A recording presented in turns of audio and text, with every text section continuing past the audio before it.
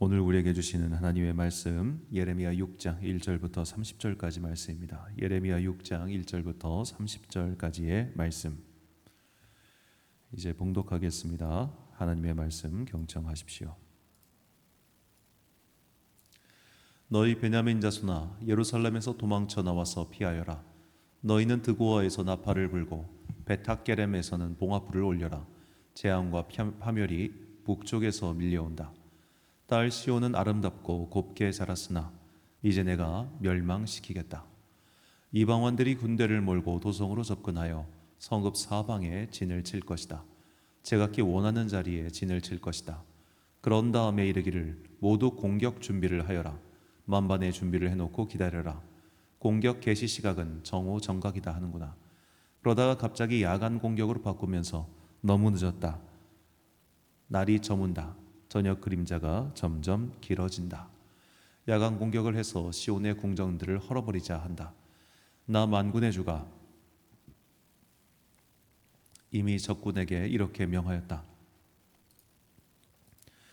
너희는 나무를 모두 자르고 예루살렘을 점령할 흙 언덕을 쌓아라. 예루살렘은 심판을 받아야 할 도성이다. 그 도성 안에서는 탄압이 자행되고 있다. 샘이 물을 솟구쳐 내듯이 그 도성은 죄악을 솟구쳐 내고 있다. 그 도성에서 들리는 것은 폭행과 파괴의 소리뿐이다. 나의 눈앞에 언제나 보이는 것은 병들고 상처 입은 사람들 뿐이다. 예루살렘아, 이 고난을 경고로 받아들여라. 그렇지 않으면 나의 마음이 너에게서 떠나갈 것이다. 그래도 받아들이지 않으면 내가 너를 황무지로 만들고 아무도 살 수 없는 땅이 되게 하겠다. 나 만군의 주가 말한다. 농부가 포도나무에서 포도송이를 다 따내듯이 적군이 이스라엘의 남은 자들을 샅샅이 뒤져서 끌어갈 것이다. 그러니 예레미야야, 아직 시간이 있을 때에 포도 따는 사람이 포도농구를 들추어 보는 것처럼 내가 구할 수 있는 사람들을 구해야 한다. 제가 말하고 경고한들 누가 제 말을 듣겠습니까? 그들은 귀가 막혀 주님의 말씀을 들을 수 없습니다. 주님께서 하신 말씀을 전하면 그들은 저를 비웃기만 합니다. 말씀 듣기를 좋아하지 않습니다. 그들을 향하신 주님의 진노가 제 속에서도 부글부글 끓고 있어서 제가 더 이상 주님의 진노를 품고 있을 수도 없습니다. 그러면 나의 분노를 길거리의 아이들에게 쏟아라. 젊은이들을 모인 곳에다가 쏟아라. 결혼한 남자들과 결혼한 여자들이 잡혀갈 것이다. 청년이 잡혀가고 죽을 날을 기다리는 노인도 잡혀갈 것이다. 그들의 집은 다른 사람들에게로 넘어가고 밭과 아내들도 다 함께 다른 사람들의 차지가 될 것이다. 내가 손을 들어서 이 땅에 사는 사람들을 칠 것이기 때문이다. 나 주의 말이다. 힘 있는 자든 힘 없는 자든 모두가 자기 입속만을 채우며 사기를 쳐서 재산을 모았다. 예언자와 제사장까지도 모두 한결같이 백성을 속였다. 백성이 상처를 입어 앓고 있을 때에 괜찮다 괜찮다 하고 말하지만 괜찮기는 어디가 괜찮느냐. 그들이 그렇게 역겨운 일들을 하고도 부끄러워하기라도 하였느냐. 천만에 그들은 부끄러워하지도 않았고 얼굴을 붉히지도 않았다. 그러므로 그들이 쓰러져서 시체 더미를 이룰 것이다. 내가 그들에게 벌을 내릴 때에 그들이 모두 쓰러져 죽을 것이다. 나 주의 말이다. 나 주가 말한다. 나는 너희에게 일렀다. 가던 길을 멈추어서 살펴보고 옛 길이 어딘지 가장 좋은 길이 어딘지 물어보고 그 길로 가라고 하였다. 그러면 너희의 영혼이 평안히 쉴 곳을 찾을 것이라고 하였다. 그런데도 너희는 여전히 그 길로는 가지 않겠다고 하였다. 나는 또 너희를 지키려고 파수꾼들을 세워놓고 나팔 소리가 나거든 귀담아 들으라고 가르쳐 주었으나 너희는 귀담아 듣지 않겠다고 하였다. 문 민족아 들어라. 온 회중아 똑똑히 알아두어라. 내 백성에게 어떤 일이 일어날지를 보아라. 땅아 너도 들어라. 내가 지금 이 백성에게 재앙을 내린다. 그들이 이처럼 사악한 생각을 하였으니 이것은 그들이 받아 마땅한 벌이다.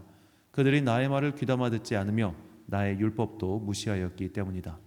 스바에서 들여오는 향과 먼 땅에서 가져오는 향료가 나에게 무슨 소용이 있느냐. 너희가 바치는 온갖 번제물도 싫고 온갖 희생제물도 마음에 들지 않는다. 그러므로 나 주가 말한다. 내가 이 백성 앞에 걸림돌들을 숨겨놓아서 모두 돌에 걸려 넘어지게 하겠다. 아버지와 아들이 다 함께 넘어지고 이웃과 그 친구가 다 함께 멸망할 것이다. 나 주가 말한다. 한 백성이 북녘 땅에서 오고 있다. 큰 나라가 온다. 저 먼 땅에서 떨치고 일어났다. 그들은 활과 창으로 무장하였다. 난폭하고 잔인하다. 그들은 바다처럼 요란한 소리를 내며 군마를 타고 달려온다. 딸 시온아, 그들은 전열을 갖춘 전사와 같이 너를 치러 온다. 우리는 그 소식을 듣고 두 팔에 맥이 풀렸습니다. 해산에 진통을 하는 여인처럼 불안하여 괴로워합니다.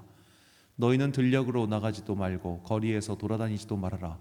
너희의 원수가 칼로 무장하고 있으니 너희의 사방에 공포가 있을 뿐이다. 나의 딸 나의 백성아, 너는 굵은 베옷을 허리에 두르고 잿더미 속에서 뒹굴어라. 외아들을 잃은 어머니처럼 통곡하고 슬피 울부짖어라. 멸망시키는 자가 갑자기 우리를 덮쳐올 것이다. 예레미야야, 내 백성을 시험해 보아라. 금속을 시험하듯 시험해서 도대체 그들의 정체가 무엇인지 밝혀보아라. 그들은 모두 반항하는 자들이다. 모함이나 하고 돌아다니며 마음이 완악하기가 노쇠나 무쇠와 같다. 모두 속속들이 썩은 자들이다. 불무지를 세게 하면 불이 뜨거워져서 그 뜨거운 불 속에서 납이 녹으련만 불순물도 없어지지 않으니 그 금속을 단련하는 일이 헛수고가 되고 만다.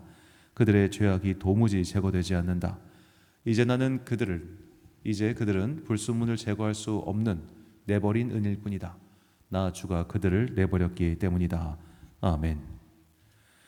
너는 광야에서 외치는 소리다 라는 제목으로 하나님의 말씀 선포하겠습니다.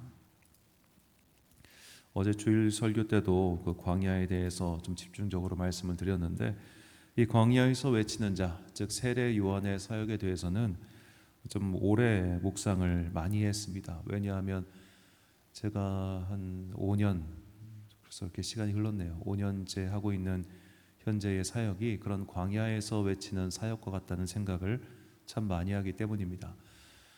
지금도 이 영상의 소리가 잘 안 나가는 분들이 계실 겁니다. 이게 좀 간단히 말씀드리면 이 영상을 제어하는 영상 제어 장치가 있습니다. 거기에 들어가는 음향 플러그 잭이 있어요. 그런데 이 영상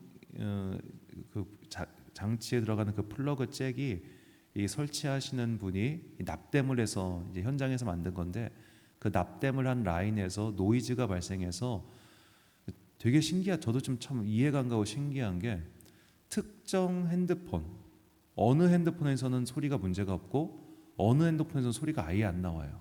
어느 핸드폰에서는 또 노이즈가 발생하기도 하고, 이런 괴이한 현상이 일어나고 있어서 참 속이 터질 것 같습니다. 왜냐하면 이 현장에서의 소리와 그리고 제가 가지고 있는 컴퓨터와 제가 가지고 있는 핸드폰에서는 아무 문제가 없는데, 다른 분들은 전혀 소리가 안 들리는 거예요.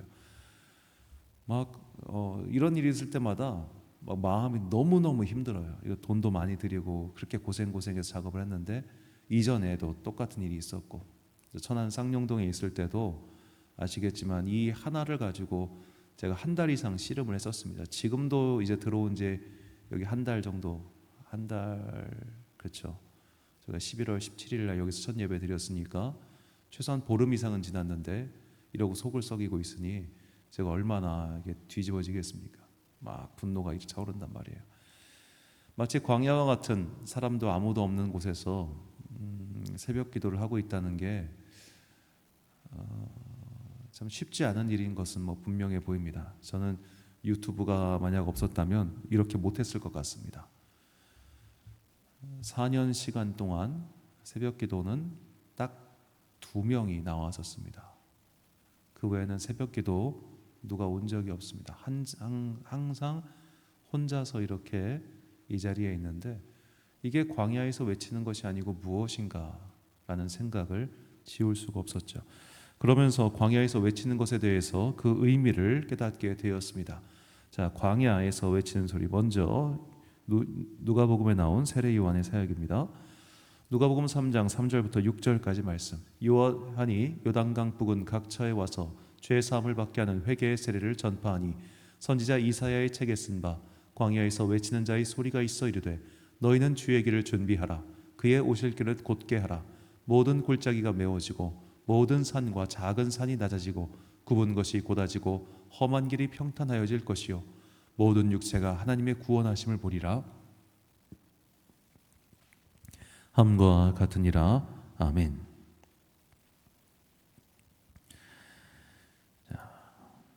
세례 요한의 사역이 시작되었습니다. 그는 요단강 부근, 어제 지도에서 봤지만 그쪽 요단강 부분 그 사해 바다 이르기까지 그쪽 지역이 유다 광야죠. 자, 유다 광야에서 그가 세례를 전파하고 복음을 전했습니다. 그런데 광야는 어떤 곳입니까? 사람이 다닐 수는 있지만 사람이 살 수 없다고 했습니다. 자, 그렇다면 세례 요한이 광야에서 그의 길을 평탄하게 하라고 막 미친놈 마냥 외치고 있을 때 그 이야기를 누가 들었을까요? 그 길을 우연찮게 다니던 사람들이 들었을 겁니다. 그리고 그 광야로 도피했던 사람들이 들었을 겁니다. 광야는 우리가 구약 성경을 보면 범죄자들의 은닉처이기도 했지만 사회적 실패자들의 도피처이기도 했습니다.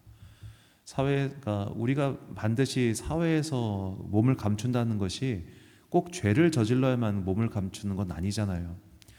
큰 사회적 실패를 했어요. 너무 가족들 볼 낯도 없고 너무 본인이 쪽팔려가지고 숨어버린 사람들이 얼마나 많습니까? 자, 그런 식으로 사회적 실패자들의 도피처가 되었던 것이 광야입니다. 그렇다면 그런 광야에서 복음을 전했다는 것, 그것이 어떤 것을 의미하는가? 저는 이렇게 두 가지로 생각해 봤습니다. 자, 광야의 특징, 사람이 살지 못하고요. 그래서 광야에서 외치는 소리는 듣기 위해서는 그곳에 가야 하거나 혹은 우연히 듣는 것밖에 없습니다. 이것은 곧 구원은 예정된 자들의 것이라고 하는 우리 성경의 우리 신학의 아주 기본적인 진리에 관한 그런 특징이라고 저는 생각을 해봤습니다. 그리고 광야는 사회적 실패자들의 도피처였습니다. 복음은 낮은 자들에게 먼저 임한다고 하는 것, 그것을 광야를 통해서 깨닫게 해주신 것이죠. 즉 구원은 이렇게 하나님의 예정과 섭리 가운데 이루어지는 것이며 그 예정과 섭리가 먼저 미치는 곳은 이 땅의 낮은 자들에게 임한다는 겁니다. 우리가 누가복음에서 예수님의 그 탄생의 소식을 가장 먼저 들은 자들이 목동들이었다고 하는 것, 즉 그 밤에 밖에서 자야 하는 목자들, 가난한 사회 계층들. 왜냐하면 목자들도 양을 우리에 집어넣어요. 맨날 들판에서 먹고 자는 게 목자들이 하는 일이 아니라고요. 결국 그들이 밖에 있었다는 건 아마 소작 목동, 그러지 아니었을까, 저는 그렇게 추정을 해보는데, 자, 여하튼 그들에게 낮은 계층에 있는 자들에게 하나님의 복된 소식이 먼저 전해진 것처럼 광야라고 하는 실패자들의 도피처, 그리고 광야라고 하는 우연성이 담보되어 있는 땅, 그 땅에 하나님의 말씀이 먼저 들렸다는 겁니다. 바꿔 말하자면 주님의 시선은 항상 그렇게 낮은 자들에게, 소외된 자들에게 먼저 있다는 것이죠. 그래서 오늘 본문에서도 하나님께서는 예레미야에게 네가 전하고 있는 나의 말을 아직 들어야 될 자들이 있다.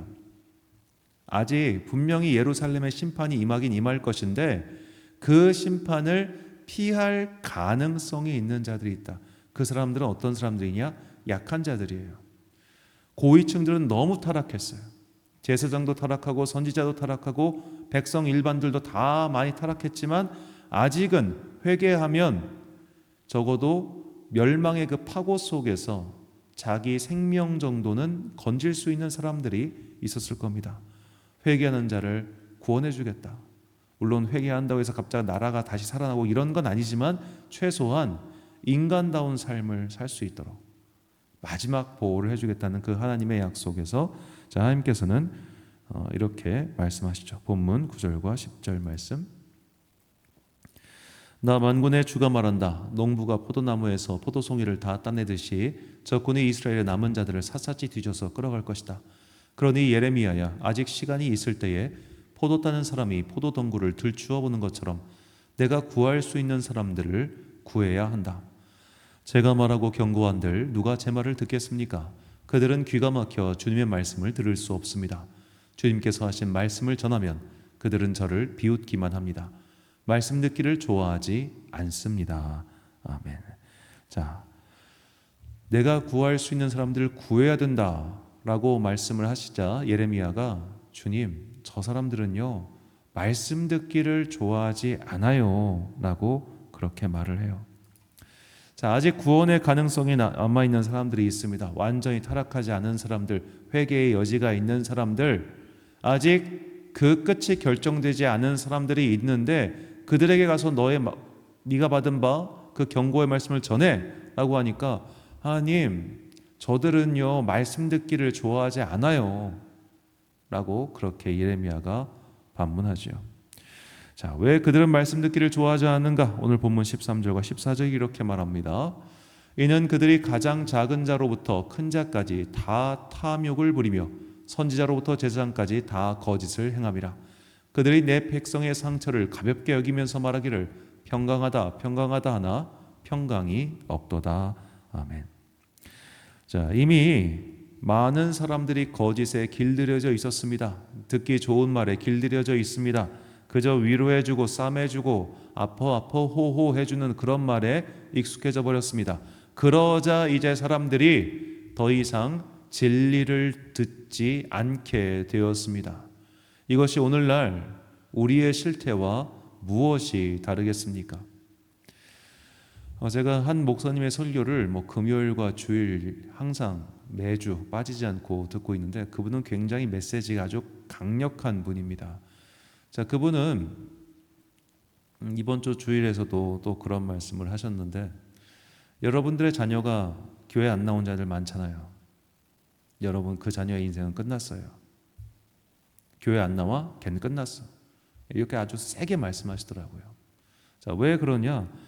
요새는요, 왜 초등학생, 중학생 아이들, 초중고, 그러니까 소위 초등학생, 청소년 아이들의 소위 복음화율, 교회 다닌 비율이 왜 낮겠습니까?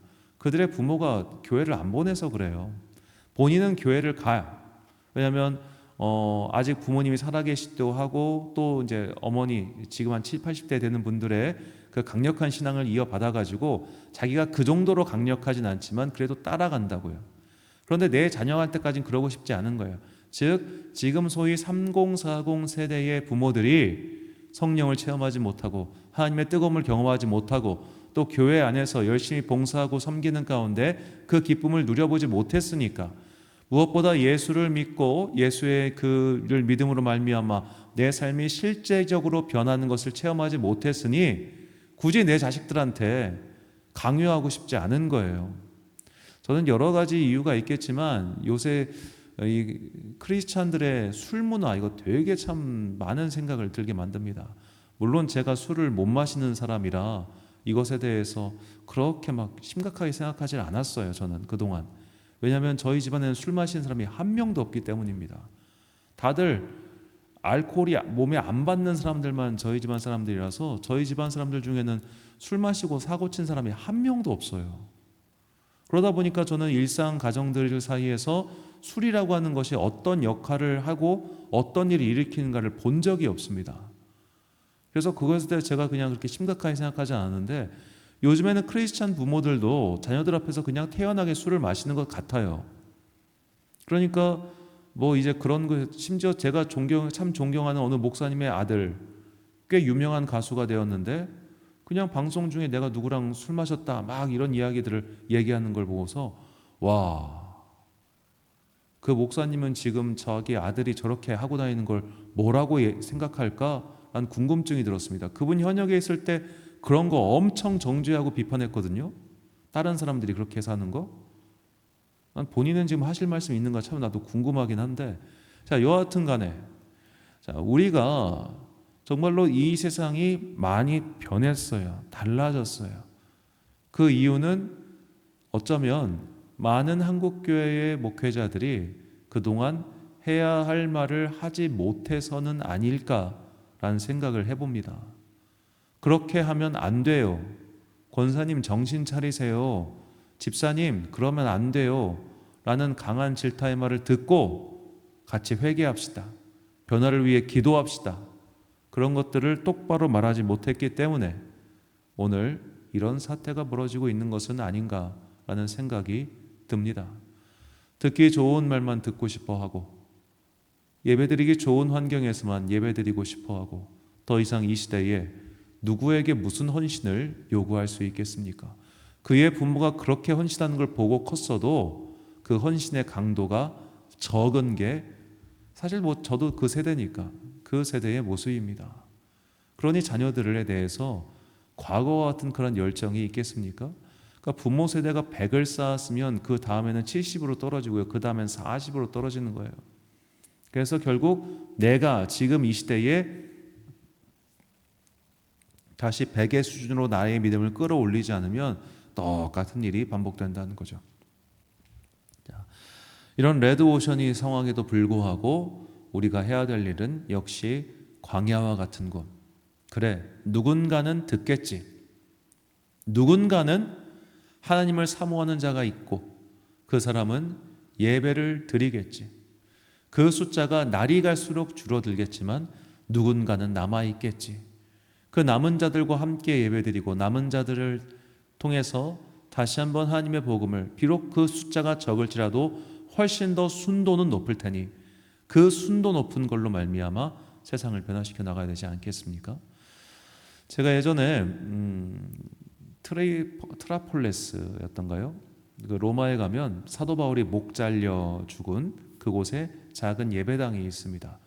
그날 주일날 갔었는데요. 주일날 거기에 한 50명 정도 모여서 예배를 드리고 있었습니다.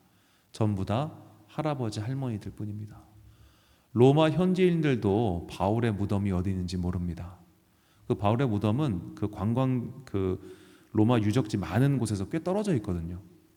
자, 거기는 진짜 가는 사람 없더라고요. 그 로마의 많은 것들을 보는 사람들, 콜로세움 주변에 엄청 많은 사람이 있어도 바울 거기는 가지도 않아.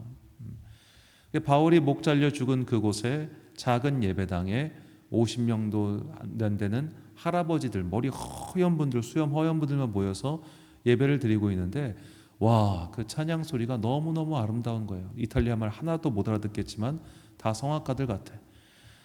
제가 아는 형님께서 이탈리아 유학 갔다가 포기하고 돌아오셨는데 이유가 뭐냐 했더니 길거리에 있는 그지도 자기보다 노래 잘하더라는 거예요. 자기 말로 자기 노래를 하니까 쉬운 거죠. 한국에서 간 사람들은 이탈리아 말부터 배워야 되니 얼마나 또 어렵겠습니까? 자, 여하튼 간에 그런 곳에서 예배를 드리고 있는데, 자, 그 모습이 저에게는 굉장히 큰 감동으로 다가왔습니다. 많은 사람이 모여야만 교회입니까? 젊은 사람이 많아야만 그것이 바른 교회입니까? 늙은 사람들만 많으면 희망이 없는 겁니까? 전 그렇게 생각하지 않습니다. 늙은 사람이 많든 어린 사람이 많든 머리가 허연 사람이건 검은 사람이건 상관이 없습니다. 우리가 함께 모여서 진정한 예배를 드리는 그곳에 주님께서 계시는 건 아닌가요? 머리 검은 인간들만 잔뜩 있다고 해서 거기에 주님께서 계신다고 하면 이만희 신천지가 최고 아니겠냐고요. 제발 사람들 많고 막 애들 막 바글바글 거리고 이런 거 꿈꾸지 말고 우리 진짜 교회, 사람이 한 명이 있어도 그 한 명의 진짜 예배자와 함께 예배드리는 그런 교회 꿈꾸고 만들어 가봅시다. 저는 그런 사역을 해보고 싶습니다. 가능한지는 모르겠습니다만 여하튼 힘겹지만 그렇게 가보고 싶어요. 광야에서 외치는 자의 소리. 우리 모두 다 광야 같은 세상을 살고 있지 않습니까? 그리스도인으로서 세상을 똑바로 살아간다고 하는 것은 광야를 맞닥뜨리는 거 아니겠어요? 그들과 다르잖아요. 지금처럼 그냥 우리나라 술에 미친 나라예요. 지금 이렇게 미친 나라 속에서 나 술 안 마시는데? 라고 말하는 거, 저는 이제는 어떤 연예인들 그 방송 콘텐츠를 보다가 나 술 안 마셔, 이 말을 하는 연예인이 이젠 이상해 보일 정도예요. 제가 봐도 이상해 보일 정도로 너무 술이 흔해. 그런데 걔 술 안 마셔, 이렇게 주변에서 말하는 연예인이 참 보기 힘들더라고요. 그가 크리스찬이라서 그런 것인지 아니면은 다른 이유에서 그런지 우리는 알 수 없지만 여하튼 간에 너무 흔한 그것에서 나 그거 안 하는데, 나 그때 다른 일 있는데, 이런 식으로 경계를 다름을 보여줄 수 있는 그런 사람들의 거룩한 모임이 바로 광야에서 외치는 자들의 소리를 들은 우리의 길일 겁니다. 사도 바울은 이 사역에 대해서 다음과 같이 설명합니다. 디모데후서 4장 2절과 5절 말씀. 너는 말씀을 전파하라. 때를 얻든지 못 얻든지 항상 힘쓰라. 범사의 오래 참음과 가르침으로 경책하며 경계하며 권하라. 그러나 너는 모든 일에 신중하여 고난을 받으며 전도자의 일을 하며 내 직무를 다하라. 아멘. 사랑하는 광성교회 성도 여러분, 그리고 이 새벽을 깨우고 계신 귀한 주님의 자녀 여러분, 우리는 모두 광야와 같은 세상 속에서 구별된 그리스도인으로 살고 있습니다. 광야는 실패자들의 도피처죠. 세상 사람들이 볼 때 우리는 좀 이상하고 실패한 사람들처럼 보일 수도 있습니다. 시대에 뒤떨어진 교회 문화에 심취해 있고 남들이 전혀 이해할 수 없는 11조 문화를 들이고 있으며 그 돈으로 차라리 주식을 하지라는 말을 쉽게 들을 수 있을 겁니다. 그 시간에 차라리 애들이랑 놀아주고, 그 시간에 차라리 애들과 함께 여행이라도 다니고, 그 시간에 차라리 너의 자기 개발을 위하여 시간을 투자하라는 그런 식의 조언을 우리는 얼마든지 듣고 살 수 있습니다. 그렇습니다. 우리는 이미 세상이라고 하는 광야 속에서 구별된 존재로 살고 있는 그리스도인들입니다. 그러므로 때를 어떤지 못 어떤지 광야에 외치는 자의 소리로서 살아갑시다. 사람들에게 나가서 노방전도 하고 복음을 직접적으로 전하고 이렇게만 사는 것이 그리스도인의 삶이라고 생각하지 않습니다.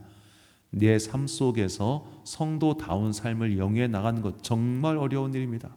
진심으로 사람을 사랑하고 그를 진심으로 대하며 단순히 도구로 삼지 않고 최선을 다하는 것, 내가 나의 직업적 직무에 최선을 다하는 것도 충분히 크리스천적인 삶이에요. 행정복지센터에 있는 공무원이 자기 직무에 따라서 오는 민원인들 최선을 다해 도와주는 것, 그거 진짜 중요한 그리스도인의 사명입니다. 그 사람들은 예를 들어 내가 지금 100%의 일을 다하면은 이 사람의 일을 합법적인 선언에서 도와줄 수 있는 능력이 있을 거예요. 그런데 귀찮음이 밀려오는 순간 100%를 발휘하지 않고 80%, 70%를 발휘하잖아요. 우리가 그걸 본능적으로 아니까 소리 지르고 떼쓰고 뭐하면 일이 이루어지는 거 아니겠습니까? 왜 내가 그런 소리 지르고 떼쓰는 모습을 보여주기 전에 그럼 내가 조금 더 적극적으로 나와서 그 일을 해결해 줄 생각을 왜 안 해요? 왜 얼굴을 붉히고 인상을 높이고 소리를 질러야만 일을 하냐고요? 그리스도인이 상대가 그렇게 하기 전에 이미 최선을 다해서 나의 일을 하고 있다면 그는 훌륭한 복음 전도자예요. 세상 속에서 성실한 사람. 저희는 이 교회 건물 인테리어 해주신 우리 집사님, 우리 교회 다니시는 분 아니신데 그분 정말 참 그리스도인이라 생각하고 하나님께서 그분의 일에 복을 내려주실 것을 믿습니다. 왜냐하면 예를 들어 한 공사비가 3천만 원 들었다. 그러면 이분이 자기가 싼 자재를 구해가지고 이게 해가지고 남으면 그거 자기가 먹어도 되잖아요. 그런데 그분은 목사님 이렇게 자재를 구입했는데 제가 좀 싸게 사가지고 예정된 금액보다 100만 원이 남았어요. 그럼 이 돈 가지고 이걸 이렇게 꾸며볼게요. 이렇게 일을 하세요. 어느 일이나 그렇게 해요. 그렇게 정직하게 일하면 그 사람이 남달라 보이지 않겠습니까? 진짜 남다른 사람입니다. 진짜로. 저희 집 아래층에 누가 공사하고 있는데 공사 현장 인부들 다 담배 펴가지고 막 담배가 위로 올라오고 있어, 냄새가. 그런데 그분은 그 작업실에 CCM 틀어놓고 혼자 작업합니다. 그런 사람이 진짜 복음 전도자 아니겠습니까? 자기의 일을 잘해요. 자기의 일에 최선을 다해요. 그 일에 말이 나오게 하지 않아요. 그것만 해도 여러분 훌륭한 복음 전도자입니다. 아니, 그 정말 어려운 복음 전도의 일입니다. 이렇게 모두가 다 요령 피우고 농땡이 치고 할 때 광야에서 외치는 자의 소리로서의 그리스도인, 자기 일 열심히 하는 사람, 그거부터 잘하자고요. 그거부터. 우리가 그렇게 나의 삶에서 최선을 다해서 자신의 100%를 발휘하는 삶을 사는 것, 이것도 훌륭한 복음 전도자의 삶이라는 것을 잊지 마시고 때를 어떤지 못 어떤지 광야와 같은 삶 속에서 그리스도의 사람으로 살아가는 그런 여러분과 제가 되시기를 주님의 이름으로 축원합니다. 기도하겠습니다. 사랑과 은혜가 풍성하신 아버지 하나님, 우리에게 광야에서 외치는 그 복음 전도자의 삶이 무엇인지 알려주시니 감사합니다. 우리가 힘을 다하여 주님을 찬양할 뿐만 아니라 힘을 다하여 내가 맡은 일에 최선을 다하여 주님께 영광 돌리는 주의 자녀들 되게 하여 주옵소서. 특별히 주님 나로 성실하게 하셔서 이 광야와 같은 세상, 요령 피우는 자들의 세상, 자기 이익만을 우선시하는 세상, 퇴근 시간 땡 하면 가버리는 사람들의 세상 속에서 그 사람을 위하여 나의 시간을 들여주고 그 사람의 억울함을 풀어주며 그 사람의 마음의 소리를 들어주는 그런 자기 맡은 일에 최선을 다하는 성실한 그리스도인들 되게 하여 주옵소서. 이익 추구의 세상 속에서 이익이 아닌 다른 것을 추구하는 자들을 주님께서 얼마나 어여쁘게 바라보실지를 잊지 않게 하시고 광야 속에서 한떨기 아름다운 백합화가 되어 주님의 그 생명의 강을 이웃에게 흘려보낸 자들 되게 하여 주옵소서. 12월의 첫째 주이며 한 주의 시작인 월요일입니다. 주님께서 이 남은 12월 한 달 시간 동안 우리에게 은혜 위에 은혜를 더하 주셔서 겨울의 추위를 이기고 다가오는 새해를 맞이할 수 있도록 복의 복을 더하여 주옵소서. 오늘 하루도 참 좋으신 우리 주님의 은총과 평강이 모든 성도들과 함께 하시기를 간절히 소망하오며 이 모든 말씀 우리 구주 예수 그리스도의 이름으로 기도드립니다. 아멘. 오늘의 기도 제목입니다. 내 마음을 자꾸 채찍질하고 힘겹게 만드는 말씀은 무엇입니까? 말씀 앞에서 진솔하게 스스로의 허물을 돌아볼 수 있도록 성령님의 도움을 구하십시오. 불편해도 직면해야 변화가 일어납니다. 오늘 주신 기도의 제목 가지고 기도와 묵상의 힘쓰는 하루 되시길 바랍니다. 기도하겠습니다.